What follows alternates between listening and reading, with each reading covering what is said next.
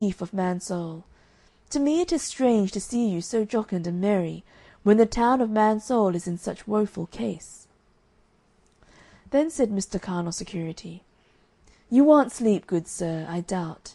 If you please, lie down and take a nap, and we meanwhile will be merry." Then said the good man as follows: "Sir, if you were not destitute of an honest heart, you could not do as you have done and do." Then said Mr. Carnal Security, "Why?" Godly: "Nay, pray interrupt me not. It is true the town of Mansoul was strong and, with a proviso, impregnable. But you, the townsmen, have weakened it, and it now lies obnoxious to its foes. Nor is it a time to flatter or be silent. It is you, Mr. Carnal Security, that have willily stripped Mansoul, and driven her glory from her.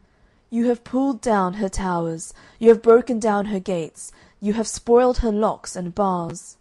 And now, to explain myself, from that time that my lords of Mansoul, and you, sir, grew so great, from that time the strength of Mansoul has been offended, and now he is arisen and gone. If any shall question the truth of my words, I will answer him by this, and such like questions. Where is the Prince Emmanuel? When did a man or woman in Mansoul see him? When did you hear from him, or taste any of his dainty bits? You are now a-feasting with this Diabolonian monster, but he is not your prince. I say, therefore, though enemies from without, had you taken heed, could not have made a prey of you, yet since you have sinned against your prince, your enemies within have been too hard for you." Then said Mr. Carnal Security, "Fie, fie, Mr. Godly Fear, fie! Will you never shake off your timorousness? Are you afraid of being sparrow-blasted? Who hath hurt you? Behold, I am on your side. Only yon are for doubting, and I am for being confident. Besides, is this a time to be sad in? A feast is made for mirth. Why then do you now, to your shame and our trouble, break out into such passionate, melancholy language, when you should eat and drink and be merry?" Then said Mr. Godly Fear again, "I may well be sad, for Emmanuel is gone from Mansoul. I say again, he is gone, and you, sir, are the man that has driven him away. Yea, he is gone without so much as acquainting the nobles of Mansoul with his going, and if that is not a sign of his anger, I am not acquainted with the methods of godliness. And now, my lords and gentlemen, for my speech is still to you. Your gradual declining from him did provoke him gradually to depart from you, the which he did for some time, if perhaps you would have been made sensible thereby, and have been renewed by humbling yourselves. But when he saw that none would regard, nor lay these fearful beginnings of his anger and judgment to heart, he went away from this place. And this I saw with mine eye, wherefore now while you boast your strength is gone, you are like the man that had lost his locks that before did wave about his shoulders. You may with this lord of your feast shake yourselves, and conclude to do as at other times, but since without him you can do nothing, and he is departed from you, turn your feast into a sigh, and your mirth into lamentation." Then the subordinate preacher, old Mr. Conscience by name, he that of old was recorder of Mansoul, being startled at what was said, began to second it thus: "Indeed, my brethren," quoth he, "I fear that Mr. Godly Fear tells us true. I, for my part, had not seen my prince a long season. I cannot remember the day, for my part, nor can I answer Mr. Godly Fear's question. I doubt, I am afraid that all is naught with Mansoul."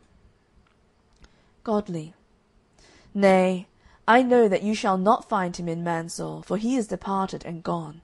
Yea, and gone for the fault the elders, and for that they regarded his grace with unsufferable unkindness." Then did the subordinate preacher look as if he would fall down dead at the table. Also all there present, except the man of the house, began to look pale and wan. But having a little recovered themselves, and jointly agreeing to believe Mr. Godly Fear in his sayings, they began to consult what was best to be done. Now Mr. Carnal Security was gone into his withdrawing room, for he liked not such dumpish doings. Both to the man of the house for drawing them into evil, and also to recover Emmanuel's love. And with that, That saying of their prince came very hot into their minds, for he had bidden them do to such as were false prophets that should arise to delude the town of Mansoul.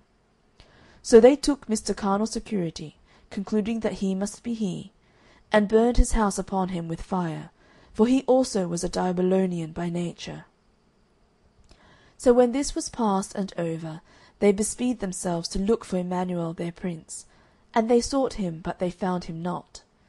Then were they more confirmed in the truth of Mr. Godly Fear's sayings, and began also severely to reflect upon themselves for their so vile and ungodly doings, for they concluded now that it was through them that their prince had left them. Then they agreed and went to my lord secretary, him whom before they refused to hear, him whom they had grieved with their doings, to know of him, for he was a seer, and could tell where Emmanuel was, and how they might direct a petition to him.